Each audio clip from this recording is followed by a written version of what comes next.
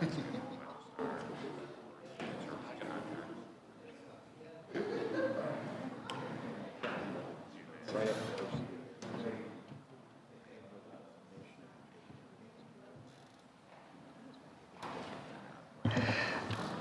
afternoon, and welcome to the public hearing on the 2015 Capital Improvements Budget.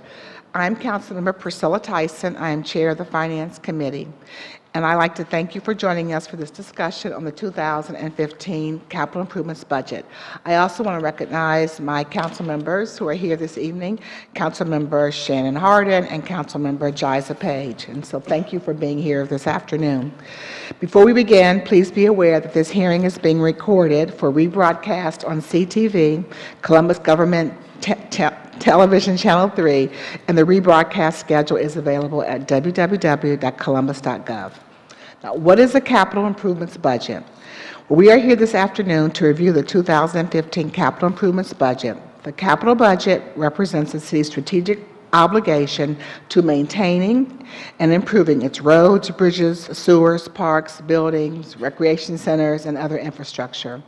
These investments are community-focused and symbolize the city's commitment to improving the business climate and maintaining the quality of life for our residents. The budget proposal includes $690,614,499 in new funding for the capital projects. The total amount for the 2015 capital improvements budget is $906,410,400. The budget also includes council amendments totaling $4,220,000. And council members will share additional details about their amendments later this evening.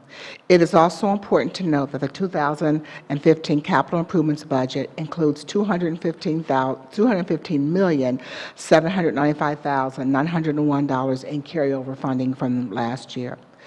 The proposal we'll hear this evening prioritizes jobs, safety, and neighborhoods. We will have an overview from Director Rakowski as well as representatives from the city departments who will highlight the portions of the proposed capital improvements budget relevant to their departments. We will then hear from council members who will introduce their amendments. Before I begin, I want to thank each of the departments and the mayor and his team for the spirit of cooperation that's been exhibited to get us to where we are today. I will now turn the hearing over to Director Rakowski. Good evening, Director. Good evening, Chair Tyson, members of council. I'll speak a little generally about the CIP, our capital improvements program, as well as the capital improvements budget, and then I'll have a few statements specifically about my department's budget. I've been warned by certain directors that there's some type of basketball game that's on a little bit later, so I'll try to go as quickly as I possibly can. One thing I want to make sure I do is to thank Rob Newman, Kyle Sever, and I also want to thank Steve Wenzel, who filled in a little bit while Kyle was on maternity leave and helped our office out quite a bit. So it helps to have former employees that are in other places that can help you out. So I appreciate all of their help. You mentioned briefly about the capital improvements program and the capital improvements budget. The budget is the first year in the capital improvements program. So we have the first year being the budget, and then the plan projects out 5 additional years of projects. And the current capital improvements program reflects both the 2013 voted bond package as well as current capacity that's projected within the pro forma for the special income tax fund, which funds all of the SIT, the income tax supported debt, as well as the pro formas for the divisions within the Public Utilities Department, and then the internal service funds for that same 5-year period. The Capital Improvements Program, as you mentioned, is it's a longer range planning document that we use, and it differs from that first year action plan that we call the Capital Improvements Budget. And over the course of the Capital Improvements Program, we have a total of $2.5 billion worth of projects from all sources, and $725.9 million of that is special income tax supported debt in that program. And then, as you know, in most years we do a little bit better than performance of the income tax, and we have built in to the plan, and we end up with some additional capacity because we collect more income tax That allows us to have that extra capacity that we generally work with council to add to the existing plan and then turn that into the capital improvements budget in the current year. What do we purchase, build, renovate with these proceeds? You mentioned some of these. It's heavy fire apparatus, our automatic refuse collection equipment, the containers that we use for both our refuse and recycling collection, snow plows. We design, build, and renovate police substations, firehouses, neighborhood health centers, recreation centers, pools, parks, and playgrounds. We also obviously resurface roadways each year. We replace curbs and ADA ramps. And then we also maintain, which is the largest, really the largest part of our capital improvement program and the budget, our water, sewer, storm, and electricity infrastructure. And again, the 2015 capital improvements budget, as well as the program, they reflect those priorities that were approved by the voters in the 2013 voted bond package. You also mentioned there are two components to the budget. There is new funding of $690.6 million, and then there's carryover funding, which is funding that we reappropriate from the previous year, and that's $215.8 million. So all funds and all sources, including the carryover, it's a $906.4 million capital improvements budget. SIT supported new funding is $250.4 million. That does include the money that is there for council amendments, as well as carryover funding of $120.4 million. Total special income tax supported funding is $370.8 million in this 2015 capital improvements budget. The balance of the budget is supported by internal service charges. These are charges that our internal service divisions make to other city departments in order to fund their services, as well as utility fees. We have funds from the state and funds from the federal government, the Water Pollution Control Loan Fund and our Ohio Water Development Authority funds, as well as ODOT and federal funds that all go into this mix. The internal service funds, they represent, and this all includes carryover, $18.4 million. Our enterprise debt that we hope to issue is a little under $500 million. The loan fund money is included in that $499.5 million for utilities, but that represents about $197 million. And then this year, because of uncertainty in regard to the levels of funding for the ODOT and federal, that has not been included in the base budget. As that money becomes available and we get a better understanding, we'll go ahead and amend the CIB to put that money in. The CIB, it also includes another source of funding, which is usually all carryover, and it's all tied to the sale of the city's capital assets. This year we do have some new funding. That's $150,000 that you're well aware of in general permanent improvement funding. That'll go for some commitments that were ongoing commitments, multi-year commitments made by council in previous years. The general permanent improvement funds for all of our various departments and divisions total $17.7 million of that CIB total.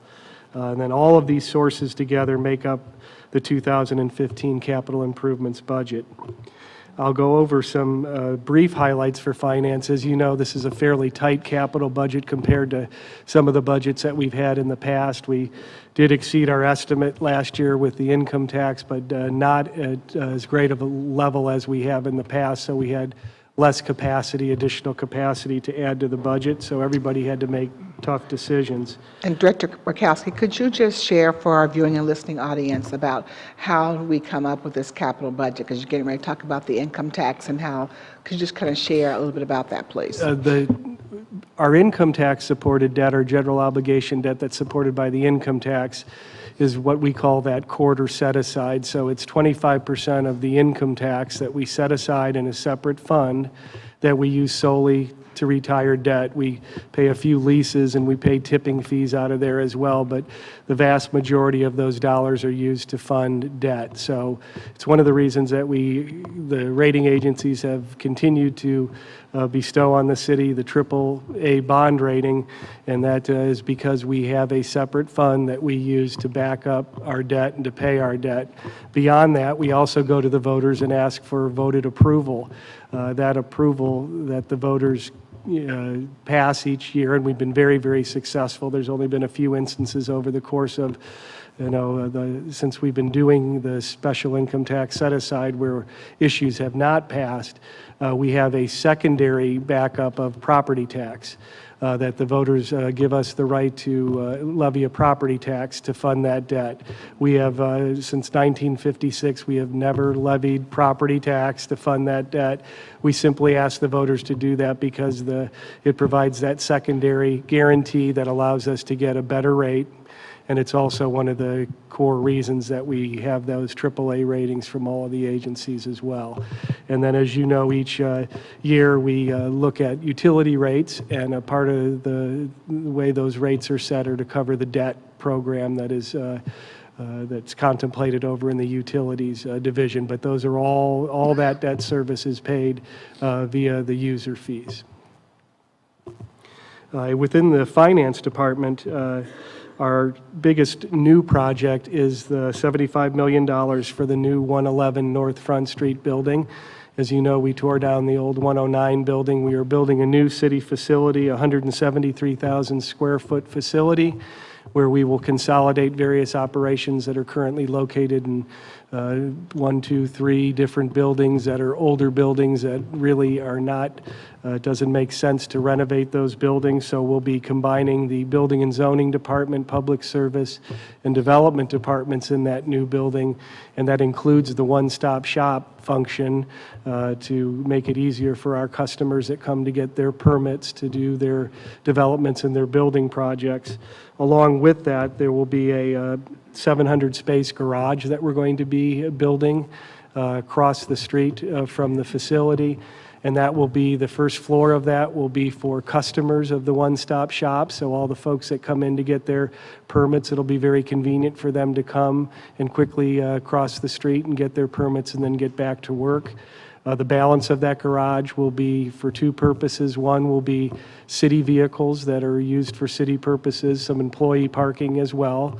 And then we are obtaining this lot that we're going to build the garage on from the state. It's a BWC surface lot, so we will be providing some spaces to the Bureau of Workers' Compensation within that garage. A couple of the other projects, compressed natural gas station, our CNG West, the construction of that facility is within this capital budget at $6 million.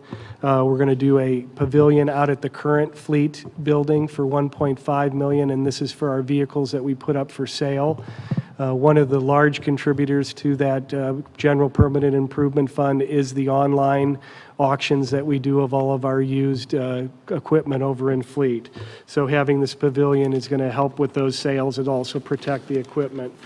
The balance of our budget is all of our bread and butter items. It's there's some these all include the carryover numbers, the municipal court renovations of 8.9, basic facility renovations for citywide facilities of 4.1 million, City Hall renovations of 4.7 million, and then the City Hall plumbing project that we're getting ready to begin. It's really plumbing and HVAC.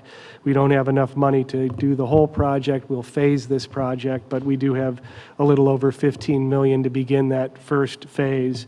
And then we'll be renovating office space behind all of those renovations to modernize the office space here in City Hall. Two other quick projects. We are going to be, you'll have an ordinance in front of council to purchase a building next to the Jerry Hammond Center. We're going to renovate that for our occupational safety and health clinic. There's $1.5 million for both the purchase and the renovation. And then again, we have the carryover, it's all carryover funding as we get ready to embark on the Groves Road warehouse, that facility that we're going to be getting a lot of our leased operations. We're going to be moving them into that facility. So we'll begin that process this year as well. And with that, that ends my presentation on the overall budget and program and my department's budget. Thank you, Director Rakowski, and I don't have really any questions. Just want to applaud you and your team for the work that you've done on this budget, but also even with our new building, certainly will make us more efficient with having the one-stop shop there for all of our businesses and for businesses, our construction individuals to be able to come in and help move their development projects along, which would be helpful to, I know, Director Shoney, and so and really to all the other departments that they have to work with. So just appreciate that we're moving into that new building, and I know as we move out of the building, that, as you said, that means that frees us from leases that we have. Hopefully with the Beacon building, people can be moving from the Beacon building and moving into the new building also. So I don't have any questions. Do my council members any questions? No? All right. Thank you, Director. Our next presentation will be by the Director, Steve Shoney, the Department of Development. Thank you, Madam Chair, members of council. The Department of Development uses our CIP funds to support our mission and programs by leveraging private investment to create jobs and grow neighborhoods. Projects funded through the CIB include public-private partnerships to encourage commercial growth, demolition of vacant and abandoned housing, residential renovation and preservation, and construction of major roadway infrastructure that supports development projects. I'd like to highlight some of what we accomplished with last year's capital improvement funds to set the stage for this year. Our housing division invested $2 million through this past year through our homeownership development, rental rehab, and veterans care programs. Those programs would not have been possible without the support of this council and the initiatives of this council, particularly as it relates to the rental rehab programs for veterans in some of our key neighborhoods. So I do want to thank the council members and in particular you, Chair Tyson.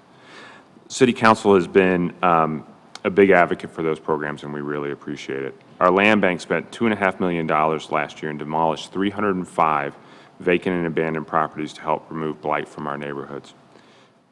One of our newer programs is the Public-Private Partnership, or 3P program. We brought this program over last year from Public Service. It's been a great partnership. This program is a cross-departmental program designed to fund, manage, and coordinate infrastructure projects supporting job creation and leveraging private investment. This program has completed more than $51.8 million in public infrastructure improvements that have leveraged $545.8 million in private investment. That's a leverage of more than 10 to 1. In 2015, the department is seeking, both through our budget and through primarily public service and utilities, about $31.1 million in 2015 capital CIB projects. We plan to use $11.5 million for community development projects. To support our economic development efforts, we plan to use another $19.6 million. Included in that is $5.8 million for Poindexter Village, another $2.5 million for our demolition of vacant and abandoned properties, $4.8 million for the construction of Easton Square Place, which is supporting the creation of 700 jobs through Alliance Data Systems at Easton. $3 million to complete the resurfacing and reconstruction of Nationwide Boulevard, particularly the far western end of Nationwide Boulevard. We very much appreciate the support of council and look forward to any questions you might have about our budget request. Thank you, Director Shoney. Could you just share a little bit about the housing preservation and the Long Street project that's in the budget? Housing preservation funds are used to do essentially what the name implies, help us ensure that we have decent, safe, and sanitary housing for all of our residents. We use those funds to support a variety of different projects around the city.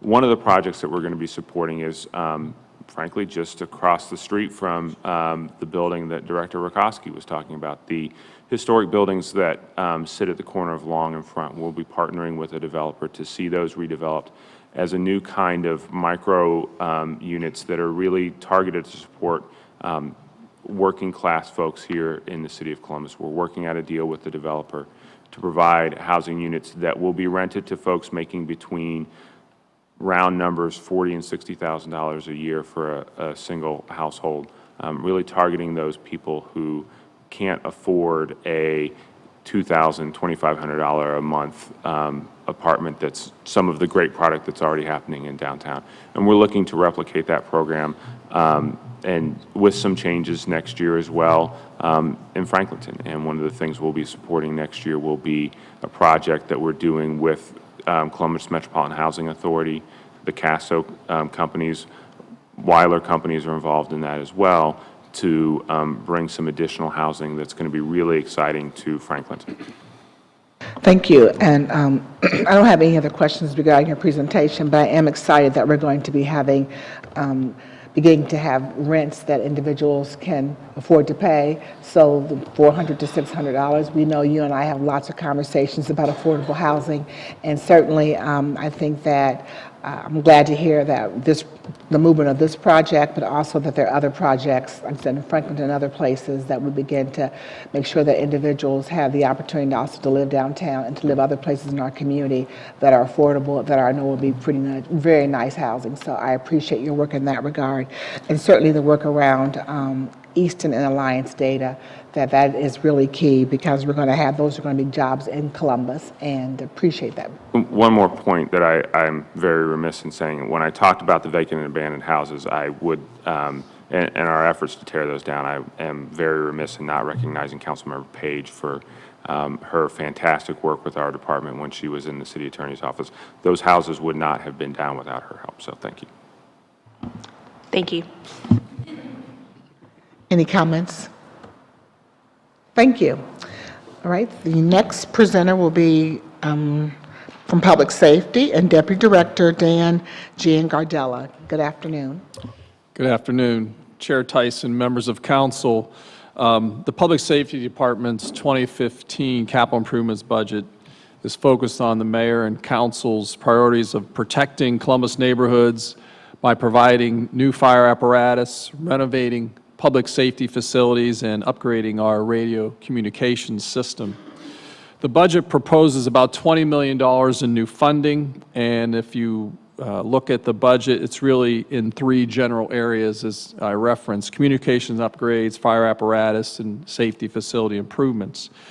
With fire apparatus, we propose just under $5.8 million in new funding. This will enable us to procure 2 ladders, 8 medics, a hazmat vehicle, and this really will continue the momentum that we have gained through the fortunate voters of Columbus that have allowed us to be able to invest, with council and the mayor's help, $41 million over the last 7 years in fire apparatus, which has enabled us to procure about 100 vehicles over that time period, making our fleet very modern and giving us excellent frontline vehicles for our firefighters to work in every day. So we thank you for that. And as I said, this will continue that momentum. We also have about $3.5 million in the capital budget for 2015 for various police and fire facility renovations. Considerable funds over the last few years have been invested in the crime lab, the police property room, Fire Station 3 on Green Lawn, and then continuing the design and the construction, beginning hopefully later this year on Fire Station 2 at East Fulton. So we've had significant investment. This will continue some of that. We still have dozens of facilities out there that need parking lot renovations and window replacements and roof repairs and just overall general facilities improvements. So this money will go a long way to helping to keep those facilities in good shape for our police officers and firefighters. The single largest item in the budget is $9.5 million to continue the upgrade of our 800 megahertz radio system. And this is the 2015 is the second installment. You may recall from 2014, I believe there was $11.5 million approved for the first installment of that upgrade. Obviously, these are radios that police officers and firefighters rely on every day in dealing with emergency situations and for their standard communications. The current system we have, as I said, 800 megahertz, is an analog radio system. And here in Ohio and across the country, as electronics go, we are converting to a digital system, which will improve our coverages for us, will increase our interoperability that we currently have, and enable us to have a robust system well into the future. So this is a critical need for our police officers and firefighters. In addition, Franklin County as well, which is currently our backup system in the event that we would have any kind of failure, is also converting to digital. So this is another reason for that push, and the fact, of course, that the primary vendors out there are no longer manufacturing a significant number of components for the old analog system. So this is a conversion that we have to do, and we appreciate council's support in making this happen for us. A couple other items that are funded, line items you may notice, $250,000 for neighborhood safety cameras, which will enable us to, in all likelihood, put at least 10 locations out there with potentially 30 more cameras, which will add to our existing 65 locations and almost 200 cameras that are out there now. An additional $200,000 for self-contained breathing apparatus, which was an item that was funded significantly in 2014, and this will continue.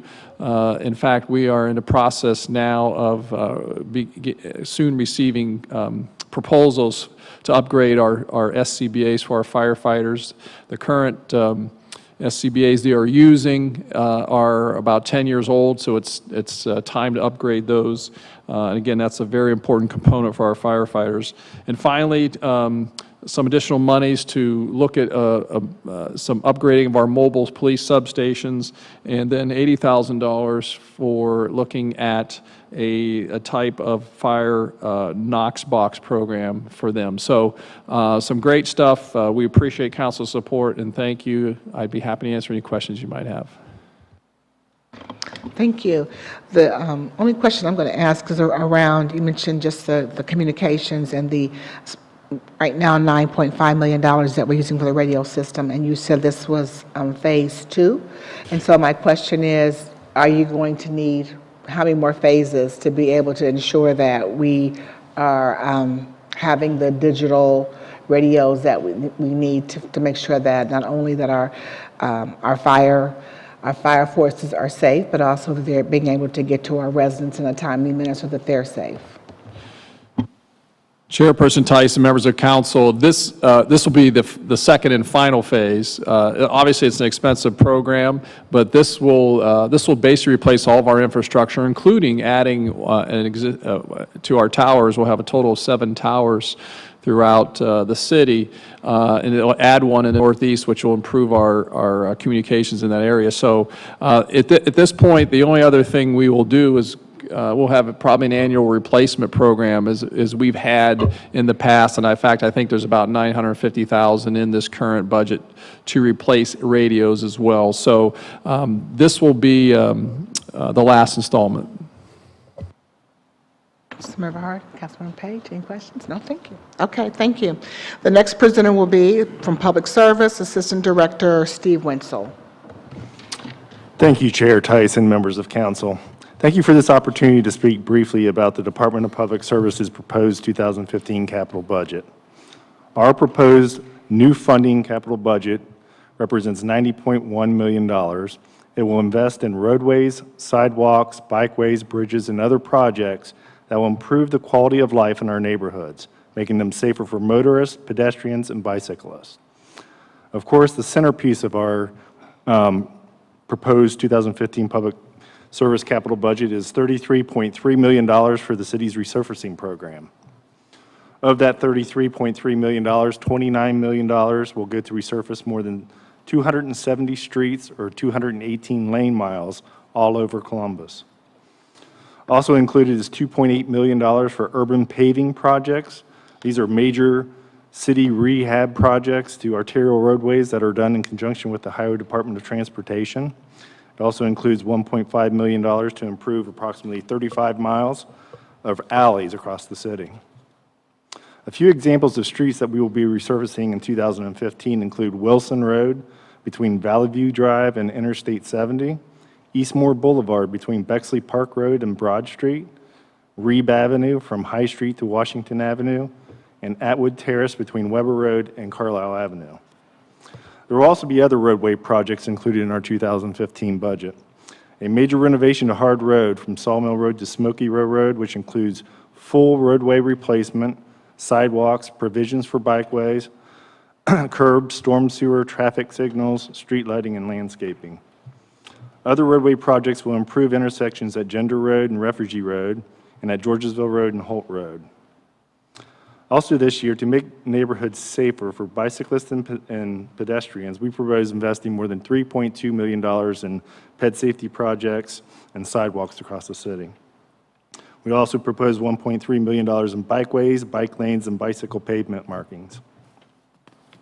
Some of the examples we will build bikeways and sidewalks this year include a continuation of the Olentangy River Road shared use path from Kinnear to Lane Avenue, completion of the eastern end of the Olentangy Trail and Allen Creek Trail connector, as well as Rich Street sidewalks between Central Avenue and Yale Avenue. Finally, in our 2015 capital budget, we propose investing $2.4 million to improve city-owned bridges. An example which would include spending $1.5 million replacing Fifth Avenue Bridge over the Scioto River. Again, thank you for the opportunity to present Public Services' proposed 2015 capital improvement budget. Thank you.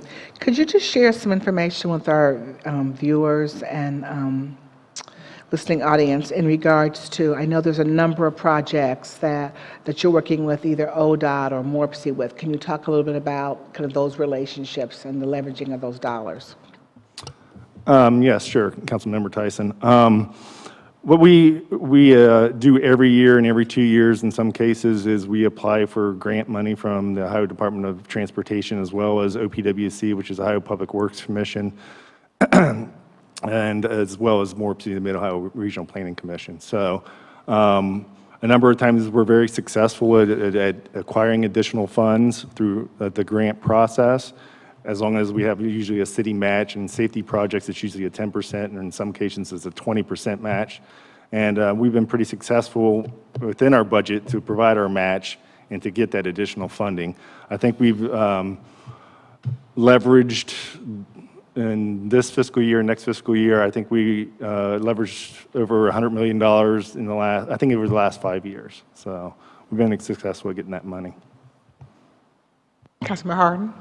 Thank you, Chair. Just wanted to say thank you to Director Wenzel. As Chair of Public Service and Transportation, it's been a particular pleasure to work with you, Director Davies, and the department, putting together this capital improvements budget.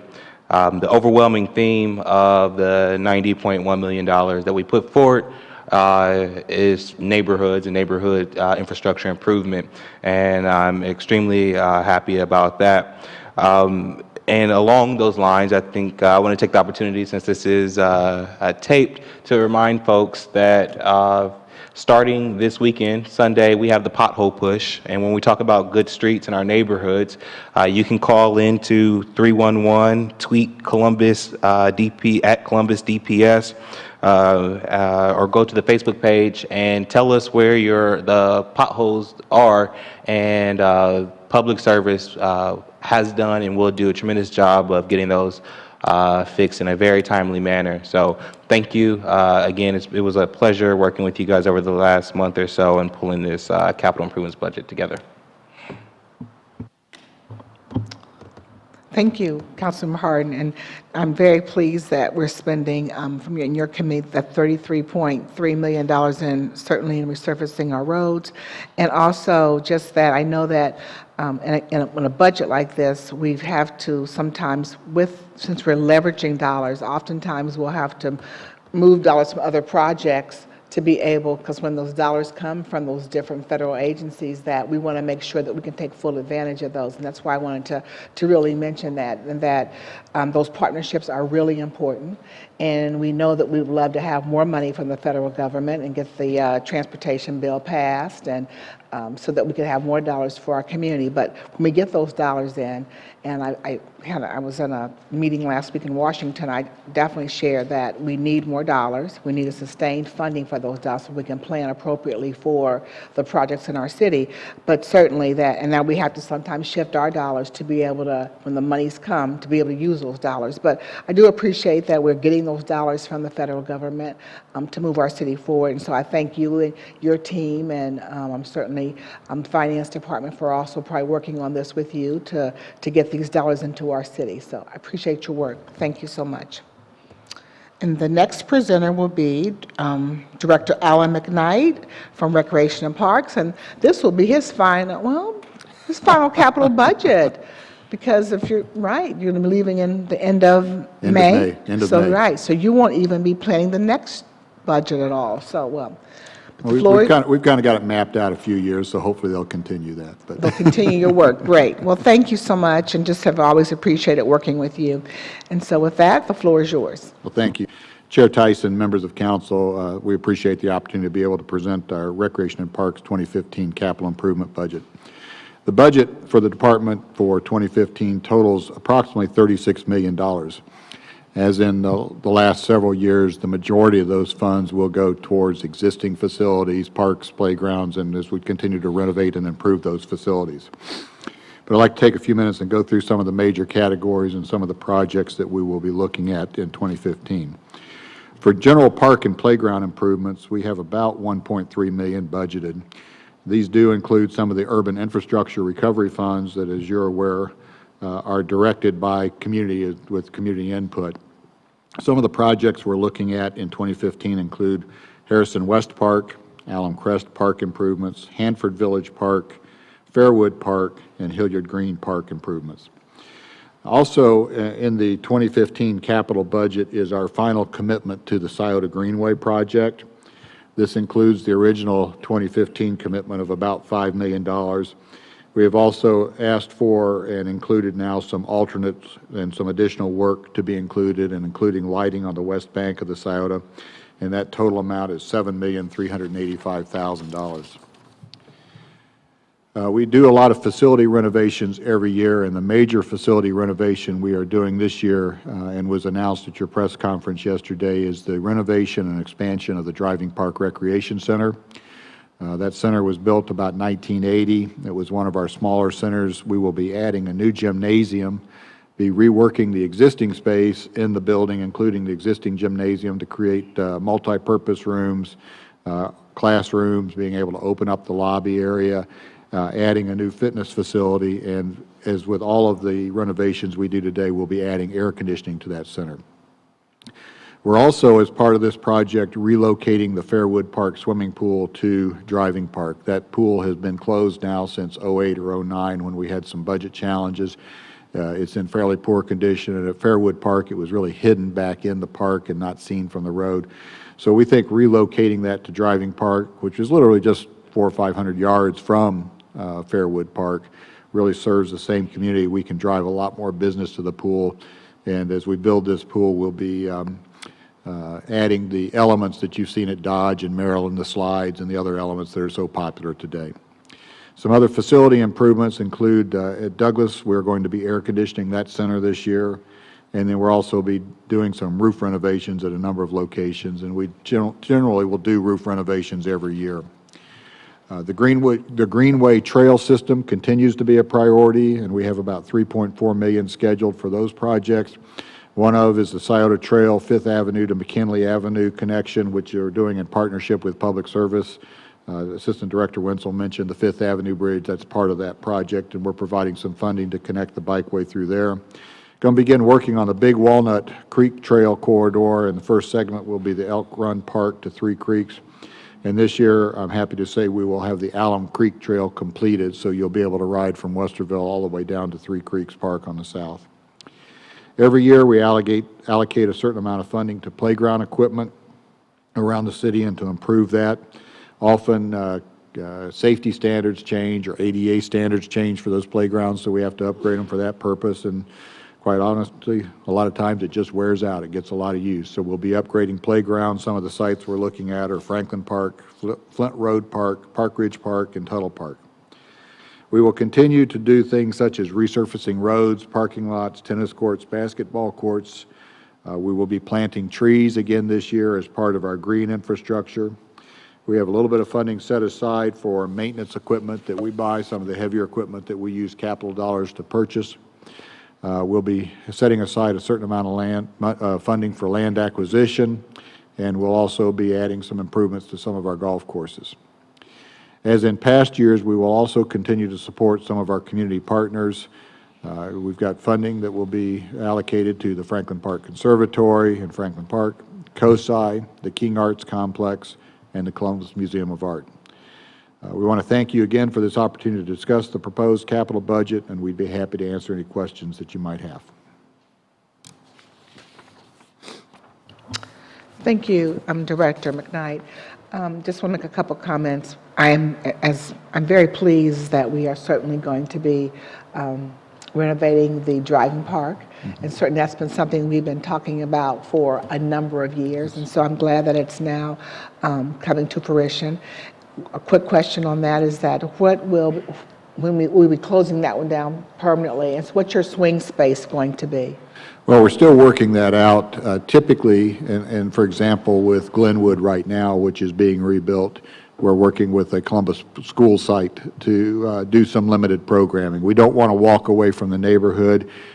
So in Driving Park, the director there, Will Font, will be looking at some sites and working with some other organizations, hopefully the schools, to have some site for some evenings and weekend programming. We like to maintain a presence in the neighborhood. Obviously, because of the extent of the renovations, we do have to close this center while this work is being done, and it's projected to take about 14 months to do everything. But we will be working hard. We don't have it all worked out yet, but we'll have some sites to continue some programming while that renovation is going on. Thank you. I'm also happy that we are keep continuing with our HVAC improvements, and so to be at, I think you said Douglas is going to be one of the ones Correct. for this year. Correct. So I'm very excited about that. And again, continue to support those organizations within the community that we have partnerships with. And just so that I think, could you just share for our viewing and listening audience as to why we make those investments in those organizations? I think in the case, well, in all the cases, these are organizations that have a true benefit to the community. Franklin Park Conservatory obviously sits in Franklin Park. And I know Bruce Harkey's here this evening, and I think is going to make a few comments, but we work together to really have a seamless operation there between the park and the conservatory.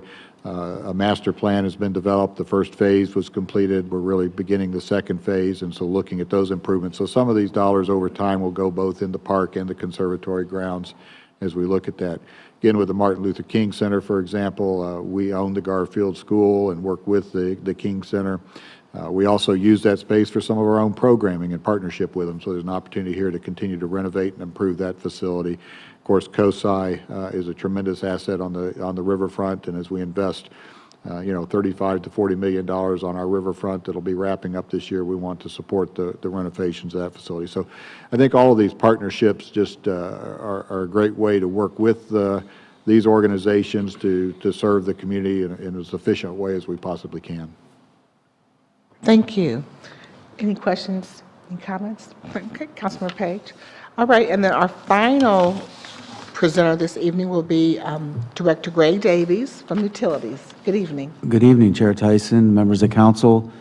We have a very large capital budget, $504 million, but as Director Rakowski pointed out in his comments, those are paid for by enterprise funds. And last November, we had extensive public comment and hearings as council considered our rate increase, so I won't go through all those projects again, but did want to highlight that we do receive $505,000 from the UIRF funds from our partners in development, and we will be using those dollars for street lighting projects in neighborhoods, including along Livingston Avenue and McCutcheon Road.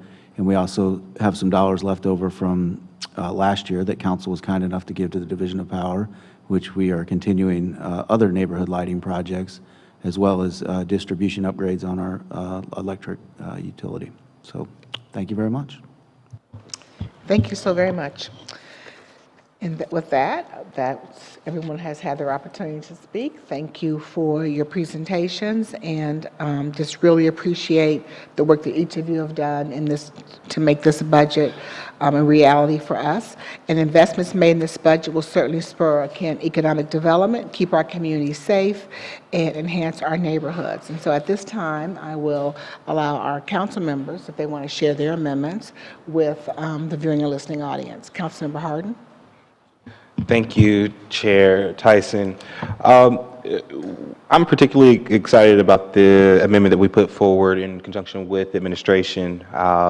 It's a $250,000 addition to our curb resurfacing program, particularly to be used in the neighborhoods. And we came about that really by conversations with the community. As we all go out and we host our community council nights and others, a reoccurring ask of me and to the department was for funds for curbs in the neighborhoods in particular. And so working with Director Davies and Director Wenzel, we were able to and with the help of Director Rakowski, find some additional funds to put forward for this curb improvement.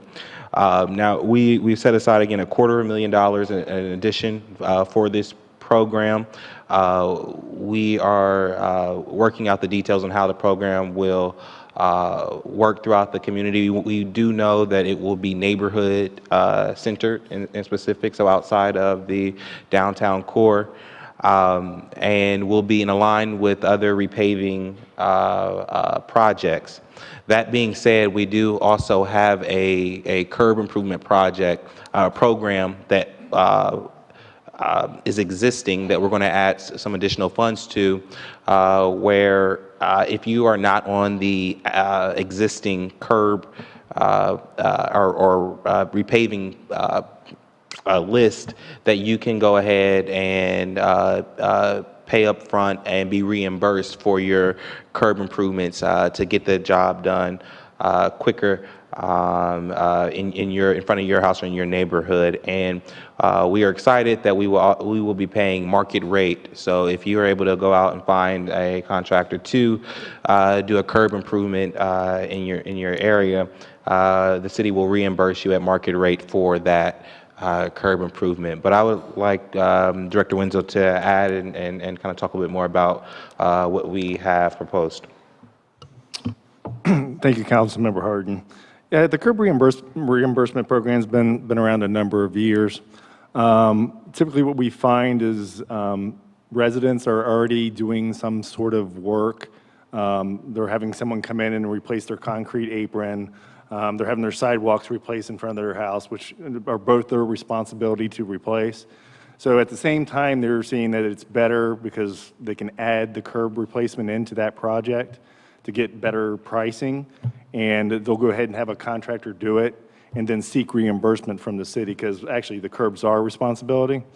So what we're hoping with and what we think what's going to happen this year and into next year is that we're going to have a higher participation rate. We're optimistic that people are going to come to us and seek reimbursement because we just increased that rate last year. We went from $16 per linear foot to $32 per linear foot to be more in line with the market. So we think we're going to get a higher participation rate that way. So. Thank you, Director. And I think that's an important point. In working with the department, I learned that for the past couple years, and I think it's to what you just spoke about, we were probably at half of market rate in terms of those reimbursements, so folks had not taken full advantage, so we were leaving money at the table. We will work this year to talk to residents to make sure that they know that these opportunities are available for market rate reimbursement for curbs in their neighborhoods. And again, this will in some instances speed up when they could get the curb replacement. So the additional funds that we are putting out there, even though that they're going to the neighborhoods, those will be in conjunction with already set aside road repair projects, but they will be in the neighborhoods. But if you would like to get your curb done this year, you can do so, and the city will reimburse at market rate. And so that will be something that we will continue to talk about, or I'll continue to talk about as chair of this department, and hope that folks take full advantage of. Thank you. Thank you, Chair. Thank you, Councilman Harden. Councilman Page. Thank you, Chair Tyson, Councilman Harden. I too am excited about my proposed amendment for this year's capital budget, and that would be to add an additional $400,000 to the improvements taking place at the Linden Park, and that money specifically will go to rebuilding the pond and creating of course, a comprehensive project for our children in the Linden area to have a safe place to play and also enjoy the various activities. I'd like to thank Director McKnight for working with me and talking with me on different areas that we could continue to improve upon our local recreation and community centers and the needs that we need to address as quickly as possible. Director McKnight, do you have anything to add to the Linden project? Just that it's long overdue, and we're looking forward to getting started and making the improvements in the park. Thank you. Thank you, Councilman Page. For the council members who are not here this evening, I just want to share some of their amendments. President Ginther's amendments are going to continue to invest in to improve the quality of life for our Columbus families, and his amendments are a public police substation for $250,000. He and Councilmember Klein are co-sponsoring fire apparatus to update some fire vehicles at $750,000 and fire facilities renovations at $680,000. Councilman Klein also was looking at putting $250,000 in the safety cameras, and I think that the Deputy Director, Safety Director just mentioned those, and also hopefully the rapid entry key boxes for $80,000, and then the self-contained breathing apparatus at around $200,000. Councilman Mills is also looking at putting in $300,000 for the Southeast Home Repair Program, which has been very successful with the other neighborhoods, and then the land bank stabilization to secure and revitalize neighborhoods in the land bank for $100,000. Councilmember Paley will continue to invest in programs to help our veterans to stay in their homes, and she is partnering again with Councilmember Page for $300,000 for the Better Municipal Care for Veterans Home Fund program. And she's also supporting an amendment for $90,000 for the Department of Human Resources for a new learning management system. And then I'd also like to highlight the amendment that I have submitted, and it is for $400,000 to support the James Johnson Driving Park Home Repair Program. And this is a program which I supported last year in an amendment for $1 million. And all those dollars have been spent in this past year. And we have 145 applicants waiting to get these services moving forward. And so considering the amendments of Driving Park, the Southeast area, the Veterans Home Fund, Council is investing, again, over $1 million in home repair programs. We know these investments are so important because, as you talked about the demolition programs, we also want to make sure that individuals are able to remain in their homes and stay in those great neighborhoods. So these funds will help to maintain the safety of those homes and address the emergency repairs. I applaud all my council colleagues who have listened to the community, as Councilmember Harden said, as we're out in the community for the meetings that we attend in each of the quadrant of the community. We listen to what the residents are saying, and that's why we have put in $4 million into this budget to enhance the safety and strengthen our neighborhoods. So in summary, this capital improvements budget will allow the city to again leverage dollars. You've heard from some of the directors about getting dollars from the federal government to leverage those dollars, and also we're dealing with private investors. We're also making sure that these investments will also make sure that our communities continue to thrive by strengthening our neighborhoods and fortifying our safety forces, and also focusing on economic expansion. And we have accomplished all of that in the budget that's being presented today. And now we have just a few speakers that want to come up and share their comments regarding the budget. We have two speakers, and the first speaker is Mr. Bruce Harkey.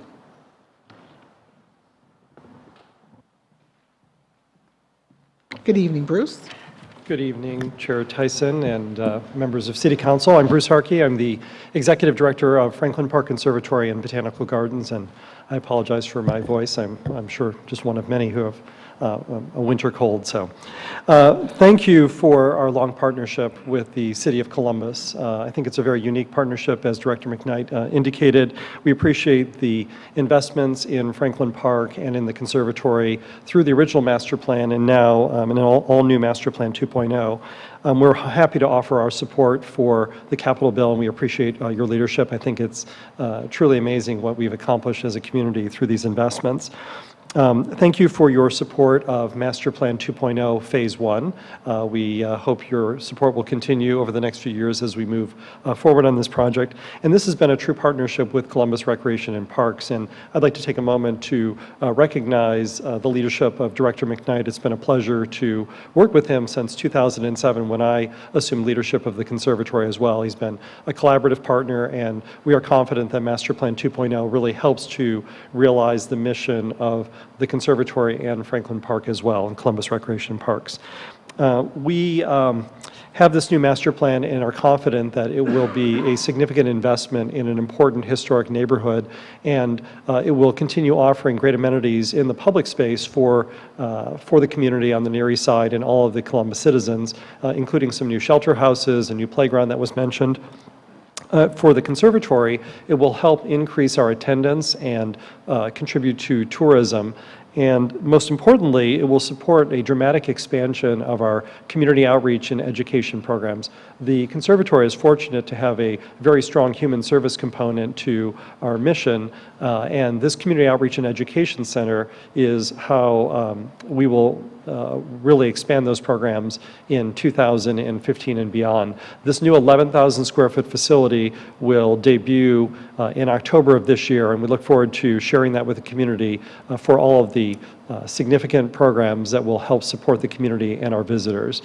So we look forward to your continued engagement at the conservatory and in Franklin Park, and would be happy to answer any questions.